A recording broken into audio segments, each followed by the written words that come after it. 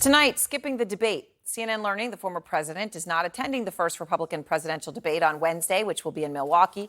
Instead, he's planning to sit down with Tucker Carlson for an interview that will air around the same time as the debate.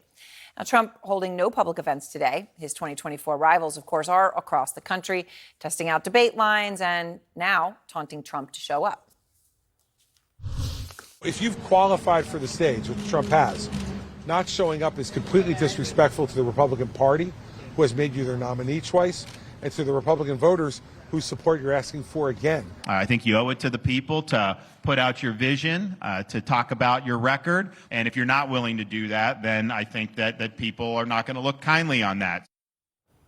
Out front now, Basil Smikle, former executive director of the New York State Democratic Party, and Scott Jennings, political commentator and former senior advisor to Mitch McConnell. So, Scott, let me start with you on the Republican side here. Do you agree with Christie and DeSantis that voters will care, that voters will think Trump's move is disrespectful of them?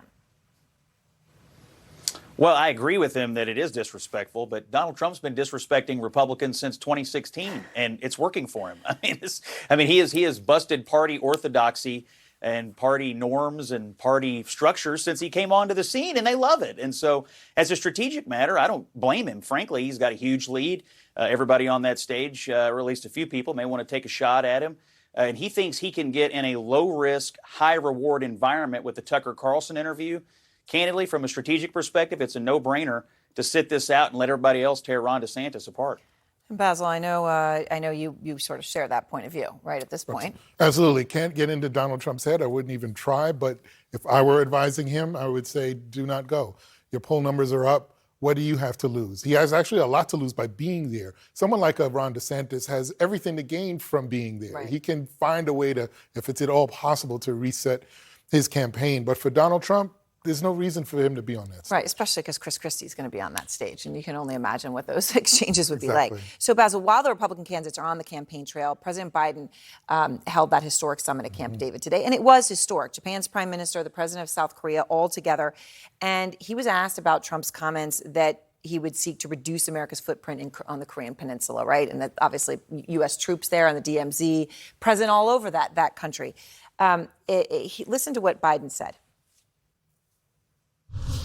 There's not much, if anything, I agree on with my predecessor on foreign policy. His America First policy, walking away from the rest of the world, has made us weaker, not stronger. America's strong with our allies and our alliances, and that's why we will endure. Okay, it comes, though, as the latest polls show Biden running neck and neck with Trump in a hypothetical matchup, and Biden's 3-point lead within the margin of error, right? And the majority of Americans don't want him to run. Mm-hmm. Majority of Americans don't want Trump to run either, but actually more of them don't want Biden to run than Trump. So what gives? Couple of things. Voters don't necessarily vote for foreign policy, but they vote for safety and security, and they vote for presidents that look presidential. And engaged in these kind of foreign policy discussions makes people look presidential. So it was a good hit. I think it shows Biden as this uniter, which we've seen back when he was in dealing with the Ukraine, building bridges, if you will, and not that go it alone strategy. And for voters looking at this, they elected Joe Biden to be that guy, to be the one that worked across the aisle, that worked across borders to try and create these kinds of alliances. So they got exactly what they voted for. But more Democrats support Joe Biden now than they did Barack Obama at the same time in his presidency. That's an interesting point. So what that says to me is that Democrats aren't really looking for somebody else. Maybe we can have a better bench. And that's another conversation for another day. Right. But right now, the goal is to beat Donald Trump or any other Republican that's coming to the general election. All right, Scott, it's interesting because, you had him hosting and having that presidential look today, right? And Biden wants more and more of that as you've got this infighting going on the other side. So the infighting that I'm referring to was on full display today. Chris Christie goes to Florida, where DeSantis, of course, is governor, to give us an idea of how he's going to be handling the debate and the attack lines. Let me just play some of this. If he thinks he's going to get on the stage and defend Donald Trump on Wednesday night, then he should do Donald Trump a favor and do our party a favor. Come back to Tallahassee, endorse Donald Trump, and get the hell out of the race. His point of view on the January 6th riot, he said Well, I wasn't in Washington that day, so I don't know as much about it. Well, man, I wasn't in Washington either. Okay? But I have a TV set, and I saw what was going on, and I got an opinion about it. Okay, Scott, so yes. DeSantis is down 20 points in national polls since March. That's a ski slope. It's a downward ski slope. Do you think this debate could be the moment that completely ends it for DeSantis? Or conversely, do you think he can turn it all around in this moment? Well, he certainly has the chance to do either, right? I mean, there's blood in the water. Everybody knows that. Obviously, Chris Christie's gunning for him. But at the same time, a lot of what voters have heard about Ron DeSantis have come from other people. They've come from Trump. They've come from Never Trump. They've come from the media.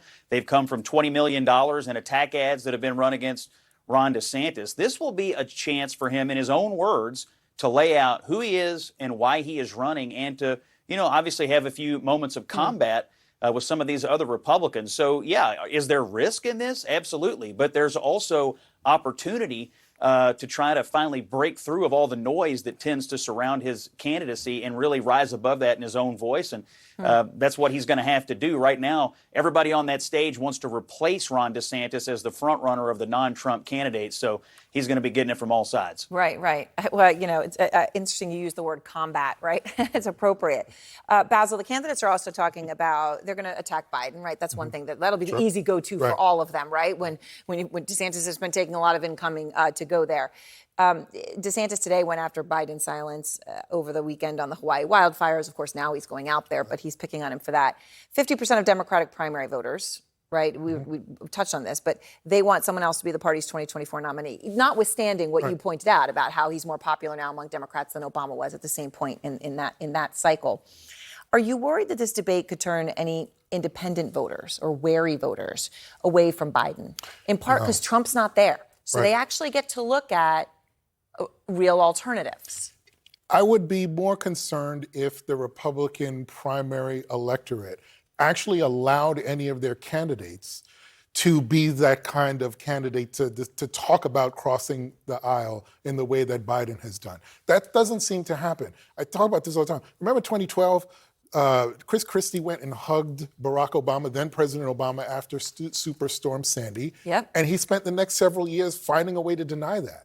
If that's the kind of candidate that he would be, or that those other candidates on the GOP side will be, there's no wiggle room for them to try to get some of those disaffected Democrats, if there are any, or independents to come to their side, because they're not making themselves into general election candidates. They're staying very focused on their primary electorate. Primary electorate, which is who the audience is for this debate. All right, thank you both very much. And next, for the first time ever, there's a tropical storm watch in California as Hurricane Hillary heads towards the southwest. And tonight, fears that it could dump years' worth of rain in a day or two. Plus, he survived months of captivity, was tortured by Russian troops. Yet American Alex Drueke returned to Ukraine months after being freed. He'll tell you why. He's my guest tonight.